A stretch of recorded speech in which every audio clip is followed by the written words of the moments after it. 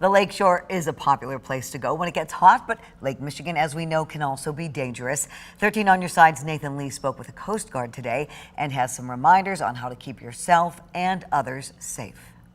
If you can't swim well, don't be by yourself. Brian Golubin has lived in Grand Haven his entire life. I've seen a lot of accidents over the years. He says waves in Lake Michigan are nothing to be messed with. I've seen some bad issues where people dying, people coming out of town, and that especially they're not used to swimming in waves like this before. And he's not alone. You get hit by a wave, then you're under, and then you get hit by another, you're like, you can't breathe. But according to Petty Officer James Gunnell of the U.S. Coast Guard, know your limits. Beach safety begins far before you get in the water. Sit out in the sun all day, getting worn out, looking all around the beach, and then you go out, try to challenge the waves. Gunnell says that's how most emergencies happen, and with the heat, dehydration can come much faster than usual. You get pulled out, and all of a sudden you find that you don't have the energy to swim back. The best way to avoid it is to have a life jacket, stay hydrated, and know when to stop. Don't try to fight the waves, don't try to fight the elements.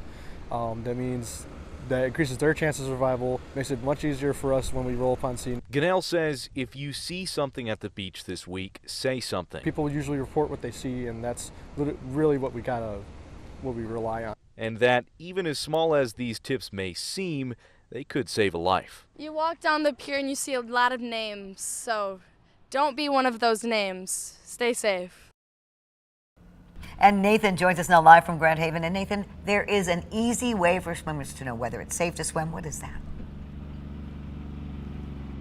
Yes, Juliet, the Coast Guard updates everyday weather conditions based on 3 different colors of flags. Now here in Grand Haven, you can actually find that as lights on the top of these life ring poles here, but the message still stays the same. If it's green, you're good to go. If it's yellow, you should exercise caution, and if it's red, you should avoid getting in the water, especially going past those swim markers. Now we'll make sure to continue to keep you updated on conditions as we go through the week. Juliet. Thank you for that live report, Nathan.